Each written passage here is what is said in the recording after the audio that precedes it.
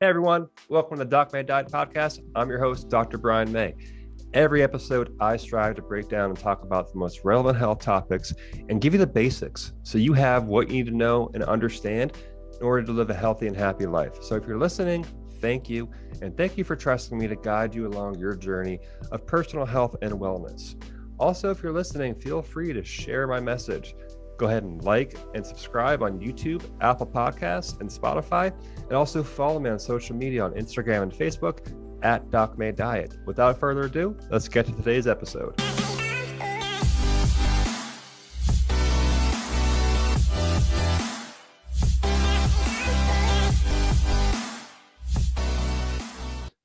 All right, everybody, welcome back. Doc May Diet Podcast. My guest today is Taylor Seibel. Taylor is a health coach. I actually found out of Taylor through a mutual friend of ours, Ryan Janni, of the Free Yourself podcast. I listened to that podcast, found it very interesting. So he was nice enough to come on my podcast, donate some of his time, have a good conversation today. Taylor describes himself as a holistic hypertrophy coach, which is actually interesting. I had never heard of that before. So I want to get into that, find out what that means. Taylor is also the owner of Immersive Performance. And let's get into it, Taylor. What exactly does it mean to be a holistic hypertrophy coach? Yeah. So in my mind, right, I like to get people jacked, really. Like I like to take a bodybuilding centric approach into my training and nutritional approaches, but more of a, how do I put this? More of a doctoral approach with my blood work analysis and stuff like that. So combining like bodybuilding with functional medicine is really kind of my target. Gotcha. Cool. Yeah. So you're combining the bro science with the actual science. Yeah. And it's actually quite enjoyable because it's the things that I personally enjoy the most. So I don't have to effort too hard. It seems to just come very naturally. And I find myself going down fun rabbit holes just out of pure enjoyment, really. So I have a lot of women currently at the moment. I don't always know why that happens. Sometimes you just land in a certain demographic and it just works out that way. But women seem to be the ones that are the most receptive and most willing to invest in their health. So I found. So lots of blood work, lots of addressing hormonal issues, lots of addressing background gut issues. But the delineation, I would say, is that my target is to get somebody healthy so that I can then build a bunch of muscle on their frame and get them leaner and have them look very good and feel very good about themselves. Because I think a lot of times it's either one or the other, right? You train really hard and you sacrifice health, or you go all in on your health and you sacrifice actually having a significant amount of muscle mass and being lean and like going to the beach and looking great and feeling great. And I think it's awesome to be able to combine the two in one category. Right. So you're trying to have both. Yeah, I think women are definitely more likely to seek care. That's true across all professions, including mine. What hormones are you specifically working with and trying to monitor? What are some of the top ones? Women, that's progesterone being low is the most common thing you'll see in female lab work. So usually there's a progesterone estrogen based imbalance, and then there's usually some kind of cortisol based imbalance. So we'll see sex hormones and adrenals be off, and that'll pretty much throw everything else off. So females tend to, under high amounts of stress, become hormonally compromised, whereas men become cardiovascularly compromised. So you'll tend to see in male blood work that it's more like heart health based, more it manifests itself differently, right? Because if a woman's under a high amount of stress, she's not meant to be bearing children, whereas men aren't meant to be like going out hunting and gathering. Their cardiovascular system like shuts down under stress. So then you see more strokes and stuff like that in men. Okay, so yeah, you just put the evolutionary lens on why the periods of stress manifest in different ways between men and women. That's an interesting point. So women, when they come to you, what are they most likely looking for at that point? Is it usually weight loss? Is it usually general exercise guidance, weight gain, or kind of everything in between? Yeah, so I think a lot of people come to me for weight loss, and that's not what they get off the bat, because that's just not where they're not in a place to actually lose weight. Like they'll be chronically dieting and in a place where they're not able to be receptive to a fat loss phase. So we'll have to, start actually looking at their lab work, seeing their symptoms, aligning those things and feeding them up appropriately based on what they can handle. And like if they're on birth control, I try to set up a escape route to get off birth control. If they're taking any kind of like antibiotics or antihistamines or any of that stuff, we try to get that stuff out because that's what's usually creating the havoc on their system. So having a really good intake questionnaire to kind of rule that stuff out and see what they're using that could be getting in the way of their progress is like first things first. And really, so I live close to a chiropractic college, actually. Yeah, Palmer. A lot of my friends are chiropractors, and I was heavily influenced by this approach. So, you get an adjustment, and what you're looking to do is really like make some kind of impact to, well, depending on like the technique you use and things like that, but you're making an impact in a certain region to bring the whole system online. Right. So that's what I'm doing, is picking out like what are the rate limiting factors within this person's lifestyle, within their lab work, within their training, and like troubleshooting and finding like what are these like key flips that I can switch and turn the whole system online so that they can be receptive. Gotcha. Okay. So besides, you mentioned birth control, what are some other things holding women in particular back from achieving their goals most commonly? Yeah, most commonly it's just they just take on too much stuff. Like they're just doing too much and need to actually spend time relaxing. So addressing, sleep wake cycles, addressing morning and evening routines, using potentially supplementation to modulate the stress response, like lowering cortisol in the evening. All of these things can be very impactful. I found in particular very high dose phosphatidylserine to be really helpful in the evening for women, because it almost like forces them to shut down. Like they like cannot do more stuff even if they want to. And over time, working on the mental side of things as far as I can within my scope of practice is probably the biggest thing, honestly, because women tend to get in their own way and they're ruminating on thoughts and letting everything else just beat them up. And I think I tend to be better with women than men, honestly, because although I'm a guy, I was raised by a woman, and my mom's like one of my best friends. So I think it just worked itself out that way, that I just happen to understand women better than men in the way I was like brought up and stuff like that. Okay. Do you find a lot of women are afraid of your approach of building muscle at first? No, not at all. Most of them want me to push them harder, and I just like have to hold them back. Men are the ones that are scared because like I'll actually hurt them, and they're like, "Oh my God, this dude is a psychopath." Like women can handle so much more than men. Now, what is the main differences in training? I'm talking about in the gym. Yeah. You're training a man versus training a woman. Not huge. Basically, you're just going to be the volume that you allocate to different body parts and stuff like that might be different, but overarchingly, we're still following the same principles of like making sure that we're taking a recovery first approach. And like, if you're doing more than you can recover from, you're never going to progress. So in any fashion, like that's going to be the top priority with anyone. Women will be a little bit different because they have menstrual cycles and stuff like that. So usually I get people's cycles online really quickly, so we don't have much issues.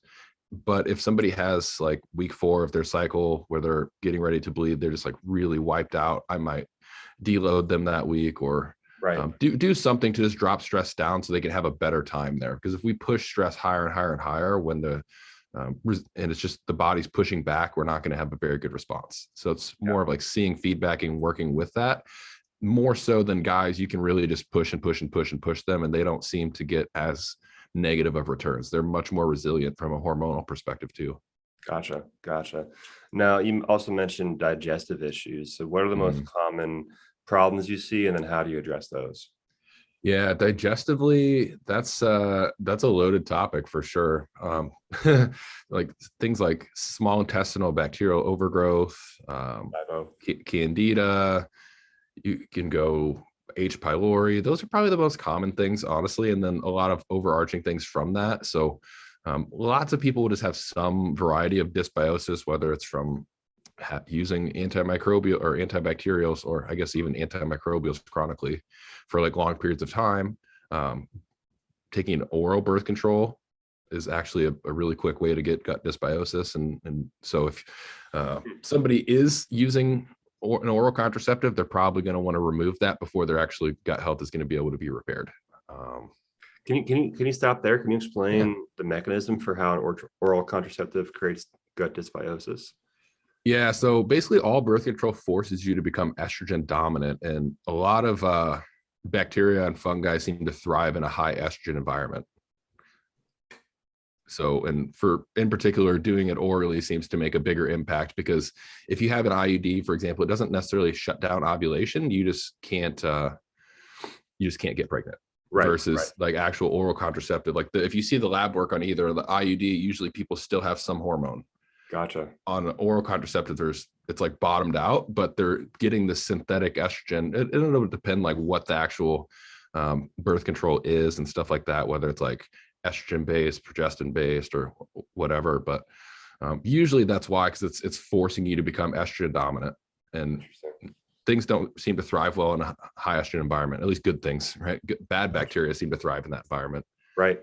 And obviously the link between high estrogen levels and breast cancer rates. Yeah. Well, and then one of the biggest things is we'll see estrogen dominance otherwise is usually caused by like liver-based dysfunction or even gut dysbiosis, because there's this thing called beta glucuronidase. It basically just like if it's high, you just start recirculating estrogens into your system, and those build up over time. And that's usually how estrogen even gets too high in the first place, is you're just not able to detoxify it properly. Gotcha. So since we're talking women and hormones, one common thing that I don't think many people realize is that women do need a certain level of testosterone. Is that right? Yeah, they definitely do. I think it's interesting though, because the reference ranges you'll see in lab work isn't really a good indicator of health, right? So yeah. I have optimal ranges that I work from. So I think the reference range is maybe like 8 to 40 or something like that for testosterone for women. And I use a range that's like 60 to 80. So like almost every female I get has low testosterone based on that in terms of optimality. Yeah, right. So what's the reference range for men, just in contrast? That's a good question. I think it's like 300 to 900, something like that, which is a wide range. It depends. Yeah. Some are like 350 to 1200. Like it really depends where you get your labs run at. Yeah. Where do you like to see them at? I usually go with Life Extension. I'll order them privately and then do all the reviews myself, so that we don't have to go to a doctor and have just a huge runaround with things.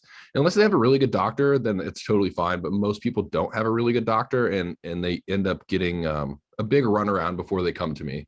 Because like, or if somebody has like a gut issue, they go to the doctor, the doctor's like, oh, okay, I think we need to get a colonoscopy and an endoscopy. They do that and they're like, oh, you're fine. But then they're $3,000 down the drain and they get diagnosed with IBS. And then we find out they have SIBO, and we're like, well, damn it. Yeah. I wish somebody would have said that. A lot of patients don't realize that it's not that hard to order blood work. There's plenty of online services you could use. You still have to go to the lab and get it done, but then you don't have to pay, your traditional doctor to have it analyzed and all that. You could just order it yourself, essentially. I helped my dad out with that a ton, actually. Yeah, it's very simple, like very, very simple to do. But even if you don't know, like if you're like a coach or any kind of provider and you don't even know what you're looking at, you can go a long way just by seeing the lab work and like slowly picking it apart or getting it done on yourself. Yeah. And then you're like, oh, what does this mean? And you just question things enough, you'll start to find answers and patterns. Like people ask me all the time, like, well, what kind of education have you done for lab work or for training and nutrition? I'm like, look, I've done all this stuff, but I've learned more from just seeing people go through the process and watching them respond than anything. Right. Now, what are some tests you use to detect things like SIBO or other gut issues you mentioned earlier? Usually just a GI map. So I think you can order that through Diagnostic Solutions. I think you have to be a practitioner. There's a few places you can order it, but if anybody wants to order one, let me know and I can give you a link. But that's usually the best route. I mean, there's some other ones, but that's pretty much the only testing I'll use, along with subjective feedback, because you can't really accurately test for SIBO in a lot of cases, even with people have breath tests and stuff like that. And I just don't find that stuff to be very accurate. Okay. So like I think the hydrogen sulfide form of SIBO, there's 3 different kinds. There's like hydrogen, methane, and hydrogen sulfide. There's not even a valid test for the third one yet. So it's like, how do you have to go off symptoms to some degree, right? But you can look at a GI map, and if you look at like what specific bacteria might be high or low, you're like, oh, this is a methane causing bacteria. This is a gram negative bacteria. This produces lipopolysaccharides. And that's probably why this person has brain fog and inflammation and high insulin levels and all this stuff. It's like, oh, it's a gut-based thing. Cool. So is it an upfront cost? Yeah, it is. It's like $400, but you actually get to the root. Right. Now, I know digestion could be a whole 3-day, I was going to say 3 hour, but really it could be a 3-week conversation. So generally speaking, in the most generalist terms, somebody comes to you, you're with them in an elevator for 30 seconds. They're like, hey, Taylor, how can I help my gut health? What would be your response? Yeah, I'd say eat in a relaxed state, chew your food very well, take a walk after your meals, and anything you can do to lower gut inflammation is going to be a good thing. Okay. What are your thoughts on supplementation in terms of prebiotics, probiotics, symbiotics? Where do you stand on that? Good question. It depends on the context, right? So because most people that I find have some kind of underlying gut dysbiosis. So usually I'm not going to be using any kind of broad spectrum probiotic. If I was going to use anything, I might use like a spore-based probiotic, maybe like Saccharomyces boulardii, like something that's more specific, right, and going to cause less issues versus giving them like a high dose lactobacillus bifido blend and then just having diarrhea. One, right? You're like, what's the point of that? Like, that doesn't make any sense. This person's just going to poop themselves. Yeah. But it's usually I'm going to look at small interventions first, unless somebody has like terrible issues. So managing detoxification. So making sure that our liver is healthy. This could be quite simple. You could do something as simple as have like 1,000 milligrams of NAC, like N-acetylcysteine, like morning and evening on an empty stomach, and like 50 grams of broccoli sprouts every day. And that will be enough to like start to open up your detoxification pathways. Drinking plenty of fluid, like at least a gallon of water a day. And you can get a lot through just like managing that properly, getting your proper amount of B vitamins, zinc, all this stuff. Because even, for example, if you have low stomach acid, you need zinc to even create stomach acid. Like all of these vitamins that you may be deficient in, maybe the root of the issue is the fact that you actually are just deficient in micronutrients. It's like, well, dang, we should probably work on that first. Right. And maybe that's phase one. And that's like, okay, cool. What's still hanging around now? Because we might have had 30 symptoms and now they're cut down to 10. We're like, that's really great progress. Yeah. Awesome. Now we actually know what we're looking at, and we can go from there and start to like accurately diagnose things. Because if you're just looking at somebody you have to be speaking a common language with somebody before you can give them an accurate input, right? So what that really means is you're seeing a person, you're like, oh man, I know all these things that can help each one of these symptoms, but what does that symptom mean? Like, well, what does their lifestyle look like? Are they eating well in the first place? Are they living in a low stress state? Have they even earned the right to track their macronutrients? Have they done any of these things? It's like you have to like live a overall just well-balanced life first before you even apply these highly specific variables. Right. And talking to you just for the short time right now, I can tell you have a very high level understanding of this. So it's good that you can take clients to that place eventually, but you have to start at step one, which is like you just said, making sure they're living an overall healthy lifestyle to begin with. Well, yeah, dude, I used to overwhelm people so bad because I was like, oh, I'm here. You have to be here. It doesn't work that way. No, it doesn't. Like, look, this is where you're at. This is where you're at. This is where I'm at. Okay, we're all in different places. I'm going to meet you where you're at and take you to the place you want to go. Not the place I want to go. Not the place I want you to go. The place you want to go. That's a very different thing. And if you ask the right questions, you'll discover that. But if you have an ego and you're like, no, this is the place I want you to be, that's not going to help them heal. Yep, exactly. So that's true for health coaching.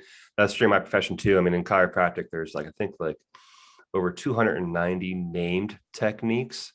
And I know so many practitioners who the patient comes to them, they look at it like a cookie cutter approach, and they try and apply their technique to that patient, no matter what that patient really needs. So they're trying to shove a square key into a round hole. It's just not going to work out. So yeah, always got to meet the patient where they're at currently. Well, yeah, man. Like have you heard of network spinal? I have. Yeah. So one of my buddies is a network spinal practitioner. I got this, and I swear I really contribute this to my ability to receive and articulate knowledge and just be who I am and manage my stress and all of these things. Like I had like some things I was like innately gifted with, but man, I got that treatment 2 to 3 times a week for a year straight. Wow.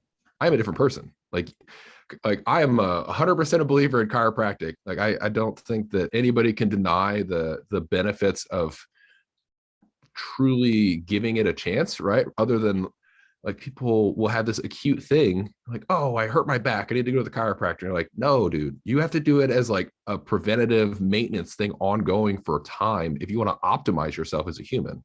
Yep. Very, very different thing. Optimization versus just acute healing. Yeah, but unfortunately, you're in like less than 1% that actually understands that at the beginning. Now, that's why we have to be good at handling the acute things, because that's what that's the entry point for people. And then we build credibility in the acute response, and then that's when we can have the chance to educate them and talk about the things that you just mentioned. Well, dude, chiropractors are meant to be spiritual healers. It's like a very spiritual practice. It's not just like, oh, I'm just going to get my back cracked. It's like that. There's something much deeper happening. Much deeper. And we try and quantify as much as we can, but some things aren't quantifiable. No, like you have no idea. Like, so I did this thing and your body reorganized itself. I don't actually know what happened, but boy, that was cool. Right. And that's why the founder, D.D. Palmer, and that's what your chiropractic college was named after near your town in Iowa. Yeah, he was all about the chiropractor doesn't do anything. All he does is remove the interference and then allow innate intelligence to do its thing. And that's literally all I do with coaching is I identify and remove interferences within people's system. Beautiful. It's the same thing. Love it, man. Yeah. And then you let that client's body heal itself.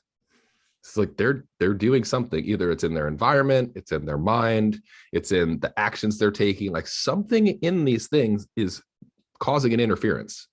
Like your body knows what to do. That thing is smart, but it is really adaptable. Yep. And that's why you call yourself a holistic hypertrophy coach. Yeah, is you have to be able to remove the roadblocks to success, right? If you can't do that, you're not going to be a very good or successful coach. Got it, man. Beautiful. Okay. So now that we kind of went into some higher level things at the beginning, let's step back and let's talk about, how did you find yourself in this place? Talk me through your personal health journey. How did you get to this area in your life that you're in right now?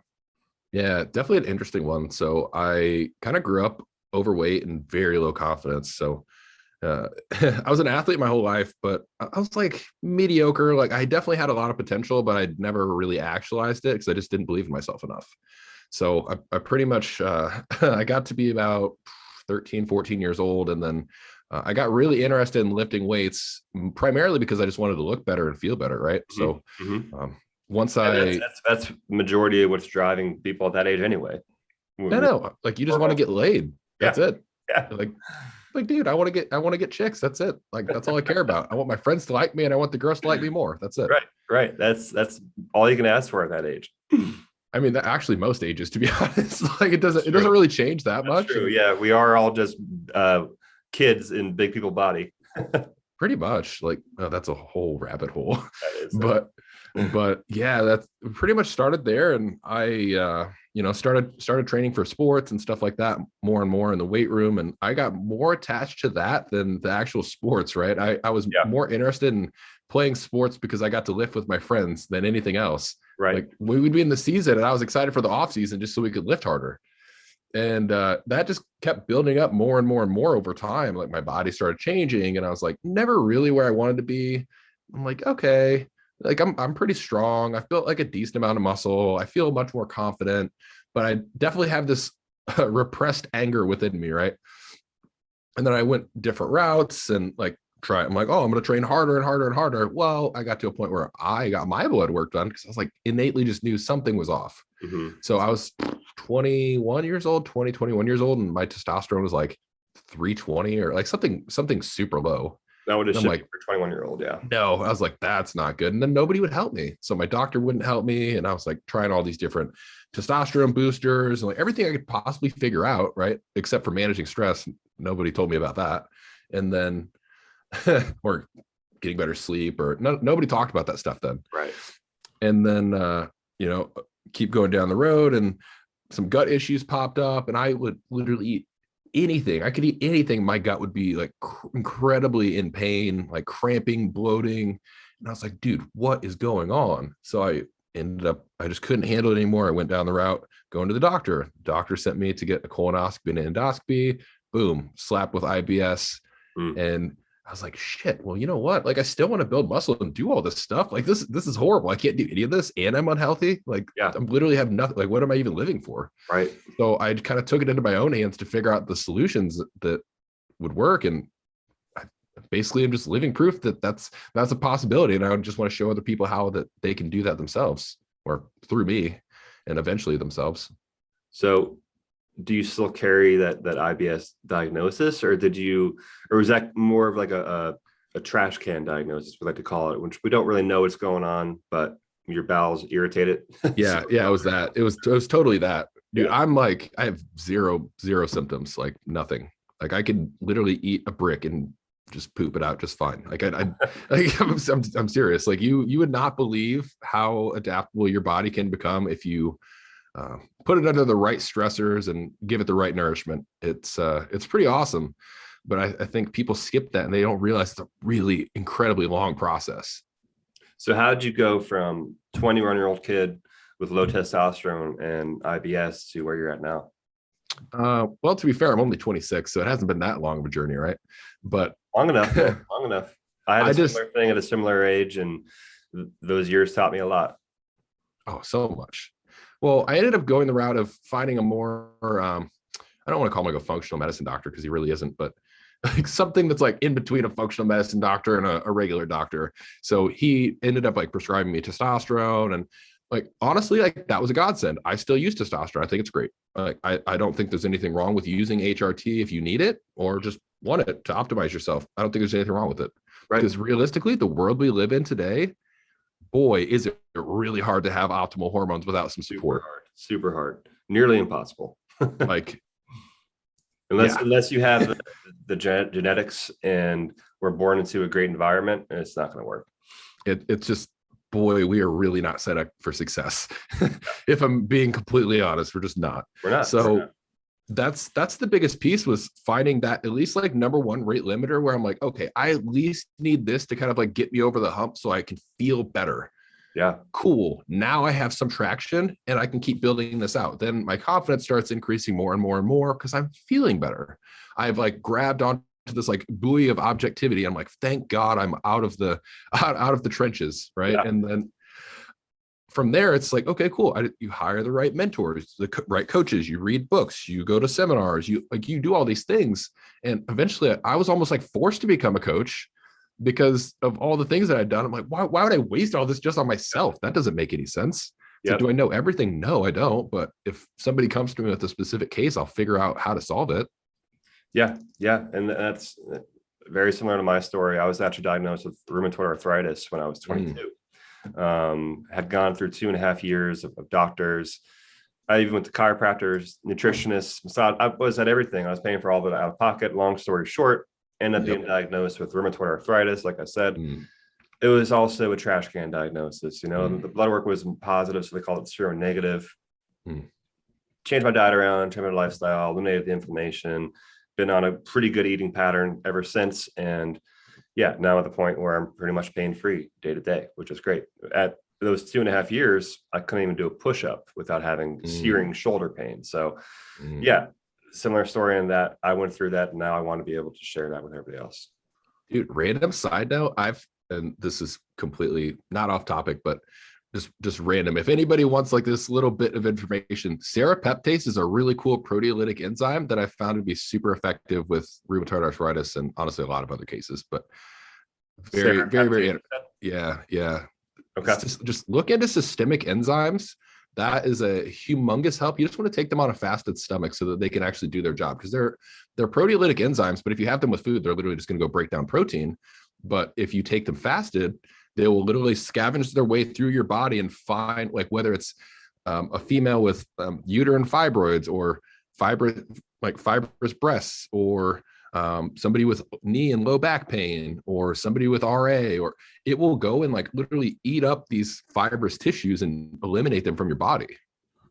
So that one more time. The enzyme. Serrapeptase, like SERRAPEPTASE.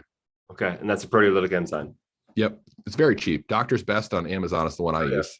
Okay, cool. Since we're on the supplement topic, then what are some other? I mean, you probably have a bunch right now, but what are some of your like top 5 supplements that you find yourself not prescribing but recommending most often? Yeah, so quite. Okay, we'll go like the most baseline things that everybody can probably benefit from. Okay. So I would say a good B complex, like an activated B complex. So now you're going to want to be careful with the dosing, because I would start with just like one a day. I like, what is it called? Pure Encapsulations, Pure Genomics B complex. Basically, like if you have any genetic variants that don't allow you to methylate properly or anything like that, which is a part of detoxification, that's a really good one, so that you can get all the activated forms of these vitamins. But these are going to be really important from everything from like energy production to your like even your ability to relax and create certain neurotransmitters and all kinds of stuff. So essentially B vitamins, very, very crucial, and they get used up rapidly under high amounts of stress. But you don't want to go crazy off the bat, like, because some people have used it like 3 or 4 times a day, depending, because it'll help with thyroid production and stuff like that in certain cases. But if you're somebody that over methylates, you actually don't want to take a lot of those, because you'll start to get more and more anxious. So not a good thing. So I would say just starting with one of those a day, good idea. Probably a zinc supplement. If you have a zinc deficiency, I would probably look at lab work, but honestly, most people are a safe bet that they have a zinc deficiency.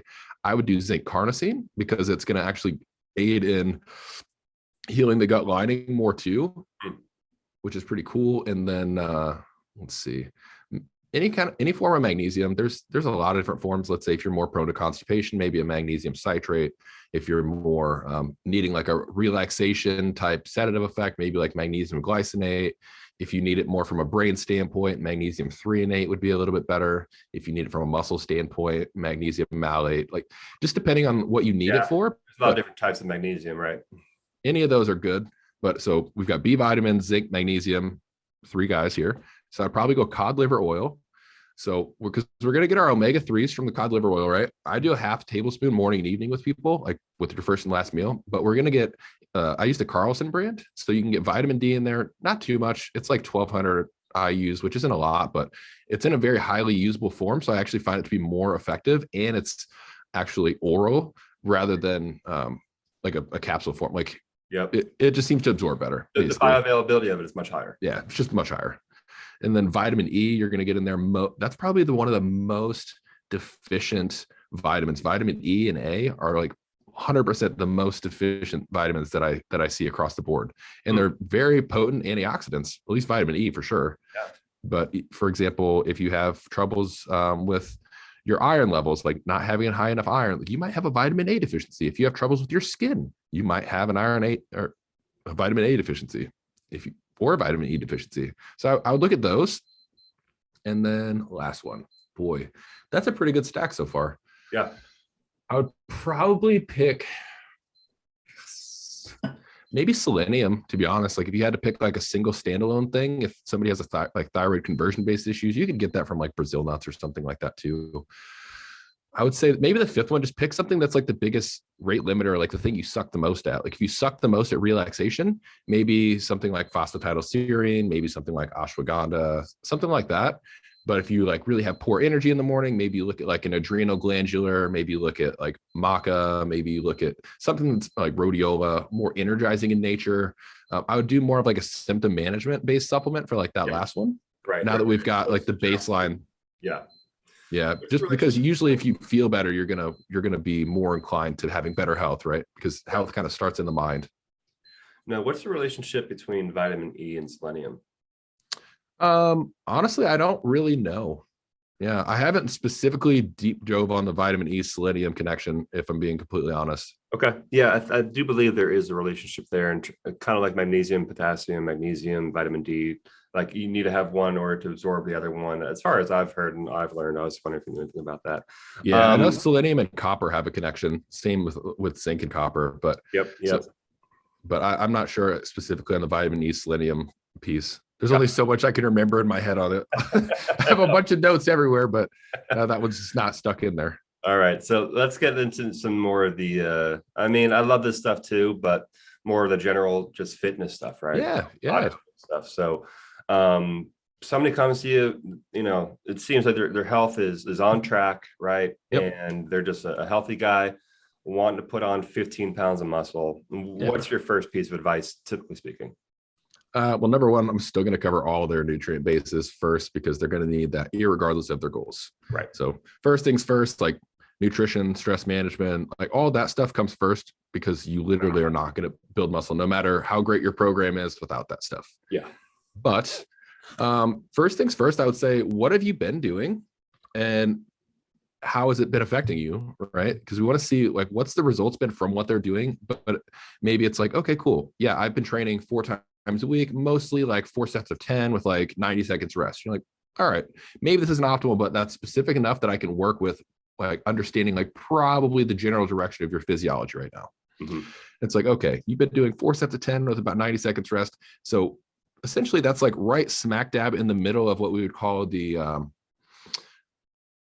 training stimulus like spectrum, right? So now you're kind of like right in the middle of like this like hypertrophy type range, but we're going to be looking at, okay, maybe we could explore more in the strength ranges to get a quick change. Maybe we could explore more in the metabolic stuff where we're going like higher reps, shorter rest periods versus strength being lower reps, longer rest periods, because we could probably get a quick change because your system's going to be very fresh and unadapted to that at the current moment.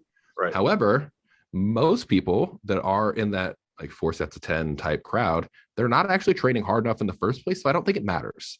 So most people, probably everybody listening to this, because I'm sure nobody is an elite level athlete, at least there's a very small percentage of the population that actually benefits from the nuances. By the numbers alone. Yeah. Yeah. Yeah. It's just very unlikely. So what I would say is maybe pick something you for sure know you can recover from. And I would say maybe that's 4 days a week. For most people, 4 days a week is good. So I'd probably take your body and maybe we do like a half a body training split to start. So maybe that's like full body push, full body pull, rest, full body push, full body pull, then 2 days of rest. Maybe it's upper lower rest, upper lower, and then 2 days of rest, whatever it is. Starting things fairly evenly split, then I'd take all the volume for all of your body parts. We have like chest, we have your back, which I kind of split in between like upper back and lats, but I count them a little bit differently. Mm-hmm. Biceps, triceps, hamstrings, quads, glutes, all these things. And I'm looking at what is the total amount of volume of hard sets near failure that I can do for this person in a week. It's like, okay, cool. Maybe I'm going to start on the very low end. Maybe I'm going to do 40 hard sets a week. That's quite low. We might be able to get, I find most people do the best in like the 80 to 120 sets per week range. But first things first, I'm probably going to start somebody much lower than I think that they should have to optimally grow muscle, because I want to make for sure they have enough recovery to grow. Right. They're not going to not grow at all if they're going from like half-ass training with more volume to really, really hard, very intense, intentful training with lower amounts of sets. They're still going to make progress. And we have a lot of room that we can progress through. But it's like, okay, cool. Maybe that's like 4, 5, 6 sets per body part, whatever it ends up being. Mm-hmm. Like as minimal as we can do to get some response, some kind of muscle disruption, some kind of soreness, something, because it gives us room to navigate that upwards. So maybe we have that half body training split. Maybe we have 10 sets per workout.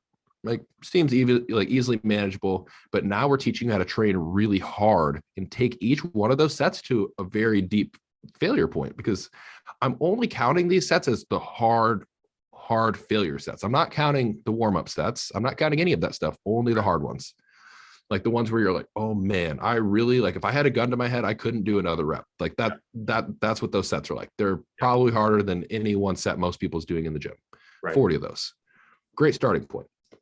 And then we could see, based on how the recovery is from that, hey, can we add more? Are your biceps not growing very well? Hey, look, maybe we add another set to your bicep curl here. Maybe we add a little bit more for your medial delts. You want to grow those? Okay, let's see how your recovery is over the next week. Oh, wow, recovery is still good. Training is standardized. We're training really, really hard. Awesome. Well, it looks like growth is actually ticking up a little bit over these next couple of weeks here, but your fatigue's getting really high. Well, dang. Okay, we're going to deload for a week, pull everything back. Maybe we keep everything the same, but we just like take 3 or 4 reps away. So you're just training less hard, but you're doing the same amount of sets, the same exercises, everything like that.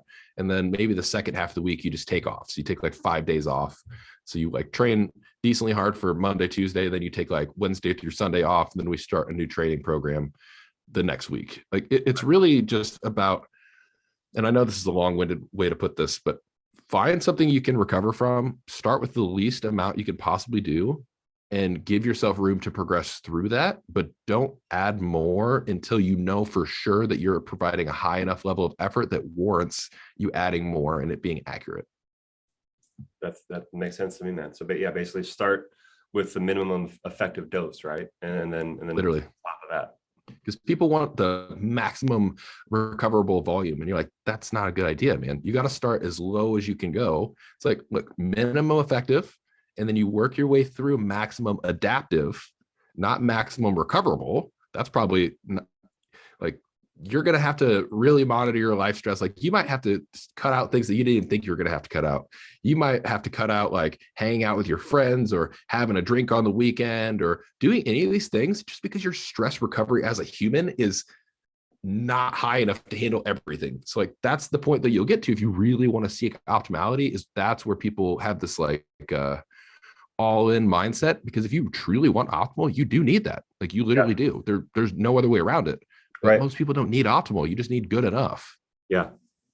Yeah. And I think a big mistake a lot of people make is they treat each and every workout like they're getting ready for like a high school football game, right? Like they're slamming their head off like the locker room. And like there's a difference between working out and training. And I think that's the difference that you illuminate people to. Yeah, it's a complete difference, right? And I don't have anything wrong with working out. Like if you want to just have a workout, it's everybody awesome. Works out, right?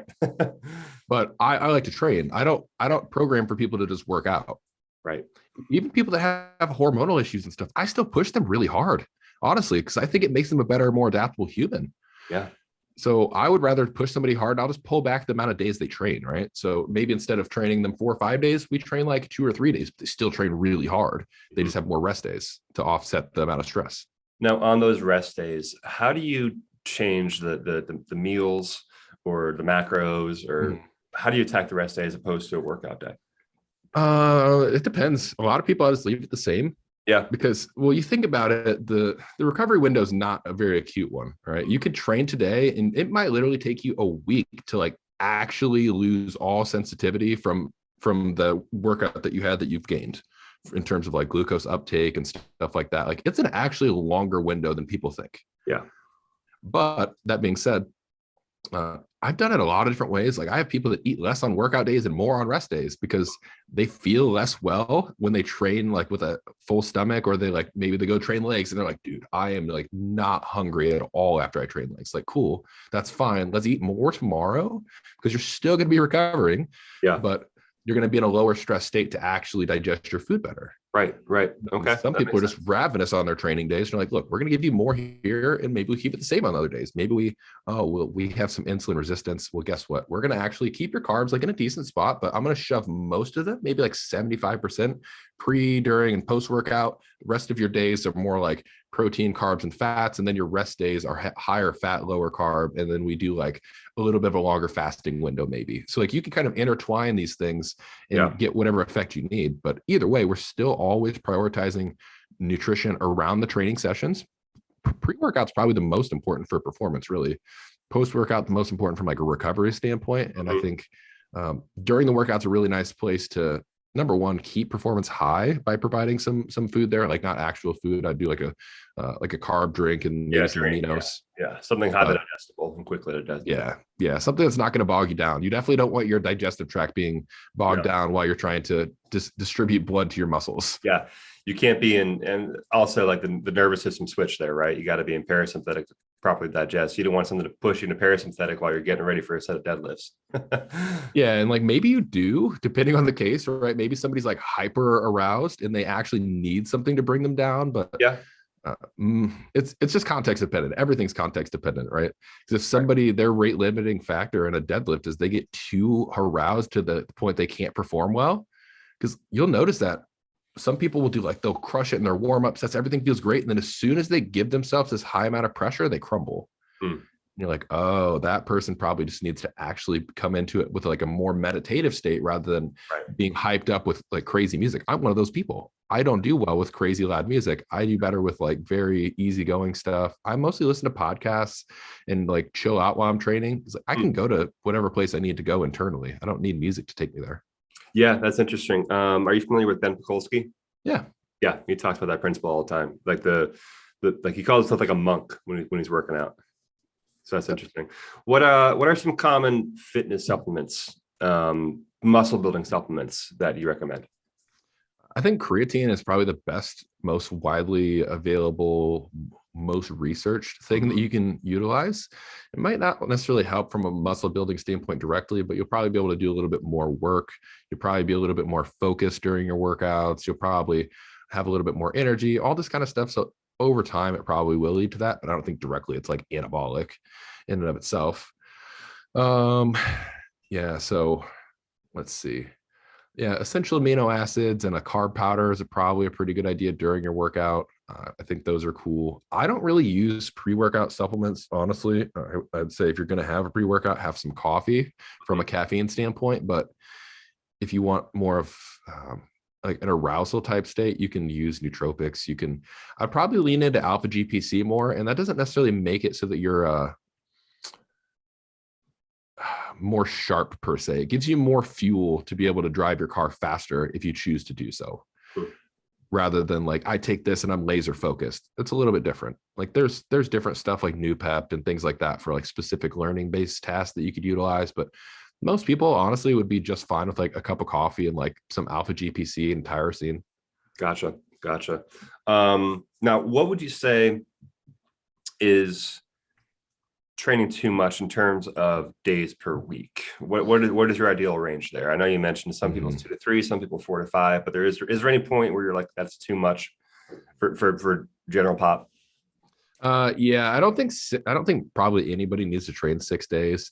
Like I would program like 6 days for somebody depending on the context. Like there's people that I've done this myself. I've done like twice a day training 6 days a week, but these are very, very short sessions. Yeah. Like these are like 30-minute sessions that I'm just like getting in and out quick because I'm just using it as a way to keep myself fresh, right?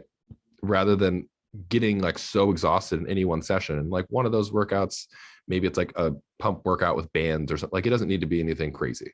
Yeah. But that being said, that's not for everybody. What I would suggest is probably most general population people 3 to 4 days a week, maybe 5, but probably 5 is not going to be needed, to be honest. I think you can do everything you need to do in 4 days and you have plenty of more recovery to give to everything else in your life, because everything in life is a stress. Like literally everything. Breathing is a stress. Being on this podcast is technically a stress. Like stress is just a part of life. Now, do you have a typical morning routine that you like to stick to? Yeah, usually I'll have a setup like 5 days a week. I give myself more leeway a couple days a week just to be human, to be honest. Right. I think that if you nail everything at least like 5 days a week, you're in a pretty good spot. And 7 out of 7 is great, but I personally don't nail everything 7 days a week. I still hit my macros and do all that stuff because I'm the same way. It's like, we're just humans, man. Like you have to be able to meet people where they're at. And like, I do the same thing. If I had very strict goals, so I was going to be competing or something like that, like, yeah, I'd be on point every day, but that's not sustainable long-term for people. So I think, having some type of introspection on the bookends of your day is a really good idea. And having some type of sunlight and moonlight exposure on the bookends of the day is also a really good idea. Whatever that look like to you, doesn't really matter. It could be meditation. You could do a walking meditation. You could lay down. You could go for a walk outside. You could do grounding. You could have a journal. You could do whatever you want, but just something that brings you back to yourself. Unless you're really, really aware and are able to do that on your own, like throughout the day, and self-monitor, which is honestly what I've been leaning more into. I haven't done any like formal meditations in some time now. Mhm. Most of the time, my meditations consist of being in like a meditative state throughout my actual day. And I think that's the ultimate goal of meditation in the first place, is to be able to do that, to be more mindful in all of your actions. Mindfulness as often as you can, right? So yeah. Now, a few more questions here. If we could if you were able to just wave a magic wand and basically upload one piece of information, one crucial piece of information to everybody's brain, and assume that they would actually follow that action that you told them to take worldwide, what would that one piece of information be? Learn how to release all negative emotion. Wow. Yeah. That would certainly resolve a lot of conflict. I think that would resolve every conflict, to be honest. Conflict within themselves, and therefore that being the launching point for resolving conflict in between people, in between countries, nations, you name it. Well, 100%. If people were just more mindful of the energy that they are holding and that they're surrounded by, because man, you know, if you're having like a really bad day, or you're like, you just can't seem to find a good relationship, or like nothing you do seems to work. And I'm sure we both know plenty of people that are in this category. It's just like, they're always down on their luck. Well, you know, they're also probably not in a very heightened emotional state, right? They're probably living below the level of courage, which is really a retracted state, where anything that you are facing in your outward world is a reflection of where you're at in your inner self. So like if you're continually expanding and growing, and everybody's reaching out for coaching or whatever it is, and like that's why I've been growing so much, man, is because the better I hold myself into a more positive, like uplifted state, things just attract to you. But if you're in a negative state, you attract more negativity. So it's like, man, like you maybe have a cat or a dog that's like always just a crazy psychopath running around the house. It's like they feed off of your energy. That they're that crazy because that's how crazy you are inside yourself. Crazy, I know. It's like mind-boggling, but I swear it's true. I've time tested this for quite some time now, and it actually plays true every time. Yep. I believe that wholeheartedly as well, man. All right, last question. You obviously got a ton of knowledge, man. What are some of your top resources for people who listen to this and want to take action, and then therefore deepen their knowledge? Yeah, that's a good question.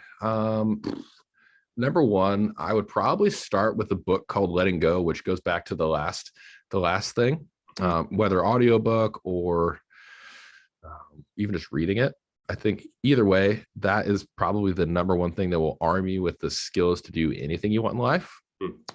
Honestly, too, I would probably sign up for my buddy Andy. He has a site called Go Superbrain, where he gives you like twice weekly emails that basically give you actionable steps with a storyline and a video of like how to optimize your brain. Those are probably the first two things I would do, because then you could take on any amount of information that you want from any aspect of life. Because I know if I was like, oh yeah, it's this book or this thing that I read that's specific to my niche, that wouldn't help anybody. But these two things will help anybody more than you can imagine, because then you can take autonomy and choose what you want more than anything else.